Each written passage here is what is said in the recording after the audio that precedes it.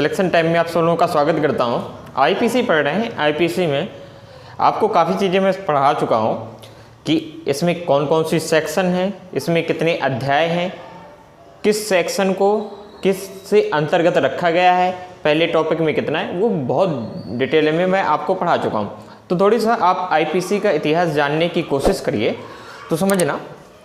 अगर आईपीसी के बारे में अगर मैं बात करूं तो ये आईपीसी आज के ज़माने का नहीं है, अंग्रेज़ों के ज़माने का बनाया हुआ कानून है। 1860 में ये बना हुआ था और ये लागू हो जाता है 1 जनवरी 1862 को पूरे भारत में लागू हो जाता है। उस समय जम्मू कश्मीर में लागू नहीं था, वर्तमान में जम्मू कश्मीर में भी लागू है।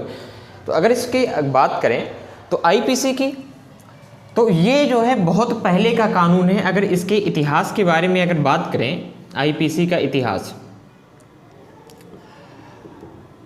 तो एक मेसोपोटामिया एक जगह है, वर्तमान में ईरान पड़ता है, आप लोगों ने पढ़ा होगा।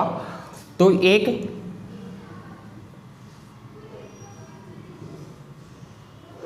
एक सभ्यता थी, मेसोपोटामिया की एक सभ्यता थी, वर्तमान में इसे ईरान कहते हैं।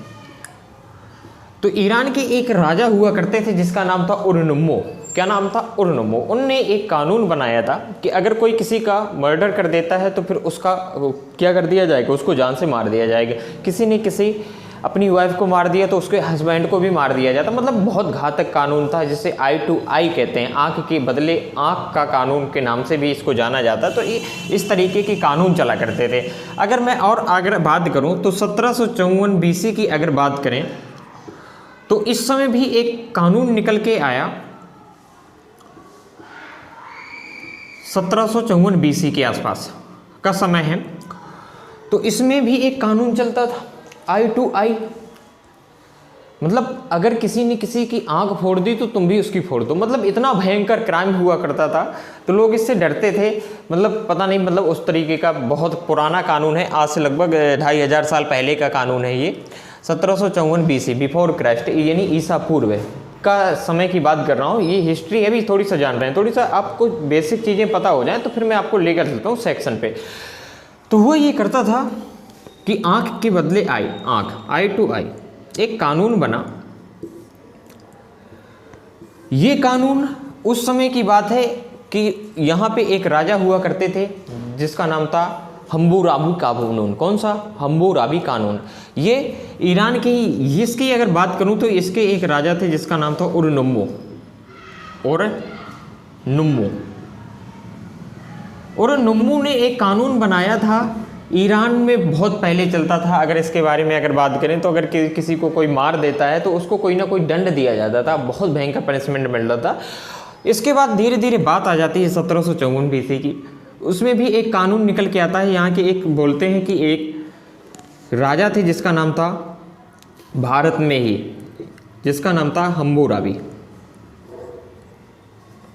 हम्मुराबी एक राजा थे, उनने भी एक कानून बनाया जिसका नाम दिया उनने आई टू आई। मतलब अर्थात किसी ने किसी को अगर मार दिया, किसी ने किसी की आंख फोड़ दी तो जाके उसकी भी आंख दो फोड़ दो। मतलब ऐसा कानून था, आंख के बदले आंख। पाकिस्तान में भी एक कानून बना जिसे जीसस क्राइस्ट के नाम से जानते हैं, कि वहाँ भी बहुत भयंकर कानून था। यानी ये कहीं ना कहीं लागू होता है, भारत हो गया चाहे पाकिस्तान हो गया। ऐसे अगर देखा जाए कि आईपीसी कहाँ कहाँ लागू होती है तो बहुत जगह, जैसे सिंगापुर हो गया, आपका मलेशिया हो गया, पाकिस्तान हो गया, मतलब भारत हो गया। मतलब ये ऐसे देश हैं जहाँ पे आईपीसी आंशिक रूप से, ये पूर्ण रूप से कहें तो इसमें लागू होती है, अगर इसमें बात करो।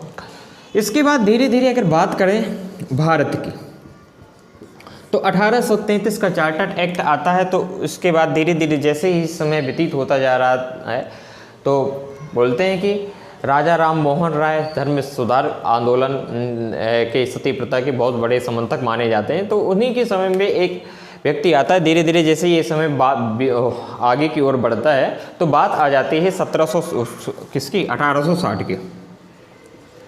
1860 में उसी समय एक शासक है, अंग्रेज अधिकारी है जिसका नाम है लॉर्ड मैकाले। लॉर्ड मैकाले एक कानून बनाता है और ये लॉर्ड मैकाले उस समय का है जब यही है जिसने एक सिस्टम लाया था इंडिया में जिसका नाम था इंडियन एजुकेशन एक्ट लाया भारत में। उस समय की अगर मैं बात करूं लॉर्ड मैकाले की, लॉर्ड मैकाले का सिर्फ उद्देश्य ये था कि यहाँ पे यानी जो यहाँ की संस्कृति थी उसका नष्ट करना इसका मेन रूप से उद्देश्य था लॉर्ड मैकाले का। लॉर्ड मैकाले समझ लो उस समय राजा राम मोहन राय अंग्रेज़ों के बहुत बड़े समर्थक हुआ करते थे। ये ईस्ट इंडिया कंपनी में क्लर्क के थे राजा राम मोहन राय। तो इनको अंग्रेज बुलाते हैं, कहते हैं तुम्हें जो पैसा पूरा मिलेगा तुम जाके उसी समय कॉन्वेंट स्कूल खोलते हैं। इसका उद्देश्य था अंग्रेजी को शिक्षा को भारत में लेकर आना लॉर्ड मैकाले को, और प्रचार प्रसार के लिए इस व्यक्ति को भेजा जाता है राजा राम मोहन राय। सबसे पहले अगर बात करूं तो कॉन्वेंट स्कूल यहाँ पे कोलकाता में खोला गया। तो ये राजा राम मोहन राय जाते हैं, सबको इसका जिम्मेदारी दी गई थी तुम जाओ और इसको प्रचार प्रसार करो और सबको लेकर आओ इन कॉन्वेंट स्कूलों में पढ़ाना। अब ये जाते हैं धीरे धीरे सबको जो है ये एक गांव में पहुंचते हैं। अगर मैं इसकी हिस्ट्री अगर बताऊं तो बहुत आगे की कहानी है, उतना डिटेल में नहीं जाना है। तो ये जाते हैं राजा राम मोहन राय एक कोलकाता में एक जगह है जिसका नाम है, एक गांव पड़ता है जिसका नाम है वर्धमान। वर्धमान में ये जाते हैं और एक सब लोगों को इकट्ठा करते हैं, कहते हैं अपने बच्चों को आप कॉन्वेंट स्कूल में पढ़ाइए। एक किसान उनसे पूछता है कि कॉन्वेंट स्कूल में पढ़ने से होगा क्या, बच्चे का क्या फ़ायदा होगा। वो कहता है कि बच्चे जो है अंग्रेजी जैसा मतलब जो है अंग्रेज़ों जैसा बोलने लगेंगे। तो कहते हैं हमारा क्या फ़ायदा होगा। कहता है अंग्रेज़ों जैसे हो जाएंगे तो फ़ायदा क्या होगा। तो कहता है कहीं बोलने लगेंगे। फिर बोलता है उसको कोई जवाब नहीं मिलता है। फिर कहता है वो सूट बूट पहनेंगे टाई पहनेंगे। तो कहीं टाई वाई पहनेंगे तो क्या करेंगे, टाई पहन होती क्या है, क्या बेचारा जाने गाँव का आदमी किसान आदमी। तो वो समझाता है राजा राम मोहन राय कि ये टाई गले में बांधने का एक कपड़ा होता है। ये जो है ब्रिटेन में एक्चुअली अगर देखा जाए तो ब्रिटेन में बहुत ज़्यादा सर्दी पड़ती, तो बोलता है कि ये गले में एक कपड़ा बांधे रखा जाता है कि क्योंकि बहुत ज़्यादा जुकाम हो जाता है तो बार बार रुमाल ना निकालना पड़े, तो उसी से जो है नाक पोंछने के काम आता है, ये एक कपड़ा होता है। तो कहता है हमारे तो यहाँ पे टाई और सूट बूट की कोई ज़रूरत नहीं क्योंकि अपने यहाँ तो सर्दी नहीं पड़ती ही नहीं। तो उसको समझाता है, तो उसका निष्कर्ष वहाँ से फेल हो जाता है। वो किसान उसको भगा देता है वहाँ से। कहता है हमने इस तरीके से ये जो है, अब देखो इंडिया में इतने कॉन्वेंट स्कूल खुल गए कि कुछ कहने ही नहीं। मतलब ये इसी की नालायक की देन है लॉर्ड मैकाले की। लॉर्ड मैकाले जो है भारत में अंग्रेजी शिक्षा का यही लेकर आया था, इसी के ज़माने का है आईपीसी। अगर मैं बात करूं 1860 में आईपीसी ये 1860 में लागू होता है। इसकी रिपोर्ट तैयार की जाती है आईपीसी की, समझिएगा थोड़ी सा। आईपीसी के बारे में मुझे ज़्यादा डिटेल में नहीं जाना क्योंकि ना समय बहुत कम है, आपको सिलेबस भी करवाना है, तो समझिए थोड़ी सा। ये आईपीसी की अगर बात करें तो 6 अक्टूबर 1860 को इसको मंजूरी मिलती है। 2 मई 1837 को इसको रिपोर्ट तैयार की जाती है। 2 मई 1837 को इसकी रिपोर्ट तैयार की जाती है और 6 अक्टूबर 1860 को इसको मंजूरी मिलती है और 1 जनवरी 1862 को ये आईपीसी भारत में लागू हो जाती है। किसके द्वारा, अब यहाँ पे समझना, ये अंग्रेज़ों के ज़माने का है। लॉर्ड मैकाले ने ये आईपीसी लागू किया था। अगर बात करें उसी के समय का है लॉर्ड मैकाले। लोग बोलते हैं कि भारत में अंग्रेजी लेकर आए, ये नहीं पहले न्याय नहीं मिलता। लॉर्ड मैकाले आईपीसी लेकर आया, सीआरपीसी लेकर आए, सीपीसी लेकर आए। सीपीसी के बारे में कोई जिक्र नहीं मैं करूँगा क्योंकि सीपीसी अपने सिलेबस में नहीं है, आईपीसी सीआरपीसी है। तो ये लॉर्ड मैकाले लेकर आया तो उसका सिर्फ एक ही उद्देश्य था कि लोग बोलते हैं कि अगर ये आईपीसी नहीं होती तो हमें भारत में न्याय नहीं मिलता। अरे ये पुरानी परंपराएं हैं, इसको छोड़िए जो है, क्यों नहीं न्याय मिलता है। मगर मैं आपको अगर बात करूं तो एक राजा हुए हैं चंद्रगुप्त विक्रमादित्य। उस समय की अगर बात करूं तो इसके पहले, ये तो 1860 में है, इसके पहले अगर जाएं तो 2 मिनट में न्याय मिल जाता था। कहते हैं कि उनके समय पे जो है एक बच्चे को लेकर एक विवाद हो जाता है। 2 माँ, एक बच्चे की 2 माँ हकदार हैं, वो जाती हैं कोर्ट में, राजा साहब के यहाँ जाती हैं, चंद्रगुप्त विक्रमादित्य के। जब उसको जूरी कलेक्ट की जाती है, जज आते हैं तो बोलते हैं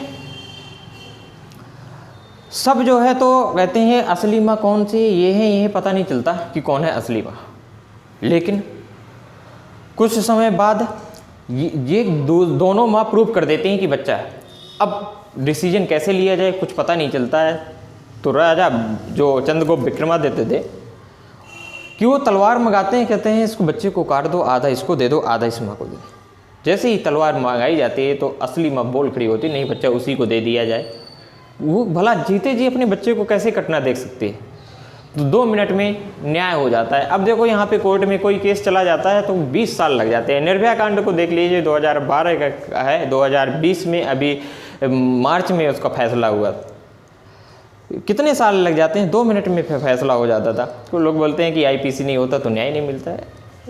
बिल्कुल, उससे बहुत अच्छी परंपरा थी हमारे हिंदुस्तान में अगर मैं बात करूं, लेकिन लोगों की मानसिकता में ये अंग्रेजी भावनाएं बैठ गई हैं। लोग बोलते हैं अरे हाँ, वो तो कितनी दिक्कत जाती है बच्चों को पढ़ने में। पहले उनको सही तरीके से अगर चीज़ें पता हैं, देखिए पहले मैं देखता हूँ बच्चों को जो है ज़बरदस्ती का कहीं जो है डीपीएस में पढ़ाने लगते हैं, बोलते हैं कि हम तो 10,000 रुपये फीस दे रहे हैं। उतना डिटेल में नहीं जाना, मैं जाने कहाँ से कहाँ चला गया, सॉरी।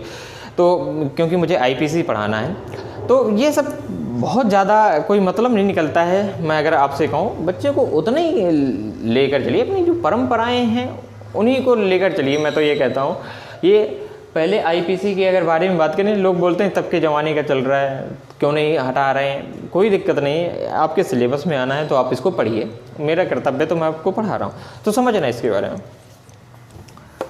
लेकिन ये अंग्रेज तो चले गए, लेकिन ये अब अभी ना अंग्रेजियत नहीं गई है। जैसे वो होता ना पहले जो है, तो जब तक आदमी मानसिक रूप से गुलाम हो जाता है ना, तो उसके में वही निकलता है कि हाँ जी हाँ जी हाँ सर, वही सब चीज़ें। पहले ब्रिटेन का गुलाम था, जापान को देख लीजिए कितनी इकोनॉमी डेवलप है, वहाँ सिर्फ अपनी ही मातृभाषा चलाते हैं, जापानी चलाते हैं, आपने देखा होगा।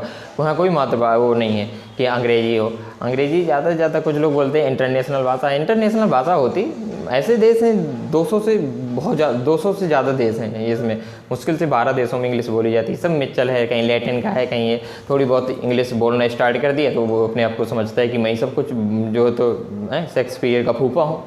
ऐसा कुछ नहीं है, थोड़ी यहाँ समझना। तो थोड़ी आप समझिए, पहले ये आईपीसी के बारे में अगर मैं बात करूं, तो पहले इस मानसिक गुलामी को आप यार निकालिए। जैसे गुलाम नहीं होता जो तो वो बोलता है, जब तक आप सही और गलत का सही तरीके से परिचय नहीं कर पाएंगे ना, आपको सही जानकारी नहीं होगी सही गलत की, तो आप सही डिसीजन ले ही नहीं ले सकते हैं। आपने देखा होगा कि जो मानसिक गुलाम होता है ना, वो हाँ जी, okay sir, thank you sir, right sir, nice sir, okay sir, nice, very good sir, मतलब यही बोलता रहता है, सही डिसीजन लेता ही नहीं, क्योंकि वो मानसिक गुलाम हो चुका है। पहले ब्रिटेन के गुलाम थे, अब अमेरिका के हैं मानसिक रूप से। वही पहनावा, वही सब चीज़ें, उनको समझिए यार चीज़ों को सही तरीके से। ठीक, आईपीसी के बारे थोड़ी समझना, नहीं वीडियो बहुत लंबा हो जाएगा तो थोड़ी समझना। आईपीसी मैं आपको पढ़ा चुका हूँ, लॉर्ड मैकाले इसको लागू करता है। उस समय अगर देखा जाए कि इसका प्रथम विधि कानून कौन बनाया जाता है, तो लॉर्ड मैकाले को बनाया जाता है। आईपीसी के बारे में अगर बात करें तो आईपीसी, इसके जो पहले वाला लेक्चर था मैं उसमें दे चुका हूँ कि इंडियन पेनल कोड इसको बोलते हैं। पूरा नाम ये होता है सराद-ए-हिंद इसको कहते हैं, उर्दू में इसको दफ़ा बोलते हैं, इंग्लिश में इसको सेक्शन बोलते हैं, मतलब जो धारा होती है। इसमें 23 अध्याय दिए गए हैं जो अलग अलग क्राइम को कवर करके हुए चलते हैं। जैसे पहले में इंट्रोडक्शन है, 1 से 5 तक धाराएँ आती हैं। दूसरे में है जो है तो राज्य के विरुद्ध अपराध के बारे में है, ठीक। तीसरे में पनिशमेंट के बारे में थी। बहुत डिटेल में पढ़ेंगे तो थोड़ी आप समझिए। पहले तो ये कानून था, इतिहास था, कानून का इतिहास कैसे कैसे आया। मूल रूप से अगर देखा जाए तो इसमें जो टॉपिक दिए गए हैं ये 23 अध्याय हैं। इसके पहले वाले वीडियो में मैं आपको सब समझा चुका हूँ, तो उसको थोड़ी सा आप समझते रहिए। पहले वाला अगर वीडियो नहीं देखा तो उसको पहले उसको जाइए, उस पर जाइए, पहले उसको सही से समझिए, फिर इस पे आइए। तो उसमें आईपीसी में अगर बात की जाए तो 23 अध्याय दिए गए हैं। बाद में 6 और जोड़े गए, जैसे 5A जोड़ा गया था, इसके बाद 9A जोड़ा गया, फिर 11A जोड़ा गया। तो टोटल अगर काउंटिंग के हिसाब से पूछा जाए तो टोटल 26 अध्याय हैं। आईपीसी मूल रूप से 23 अध्याय दिए गए हैं, 511 धाराएँ हैं जो अलग अलग क्राइम को कवर करते हुए चलते हैं। तो समझे ना, थोड़ी सा इसकी हिस्ट्री थोड़ी समझाता हूँ मैं, समझना। तो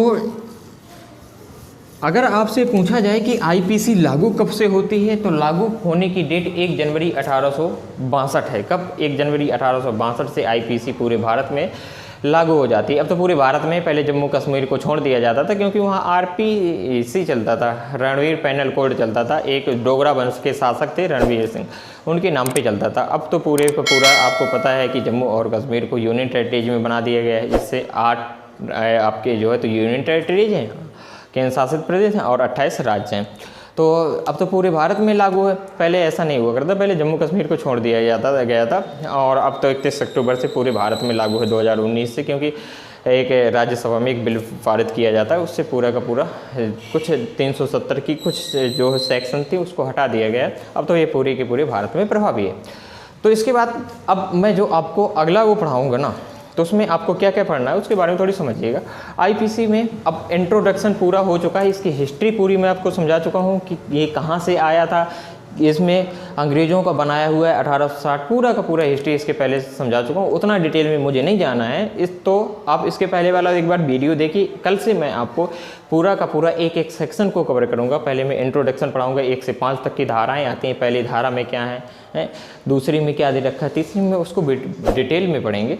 तो आज तो मैं इतना ही पढ़ाऊँगा, तो आज की क्लास यहीं तक रहेगी। महिलाओं, बच्चों, अन्नदाताओं और सैनिकों का सम्मान करिए, यही देश की शान है, यही देश की आन है। थैंक यू सो मच, धन्यवाद।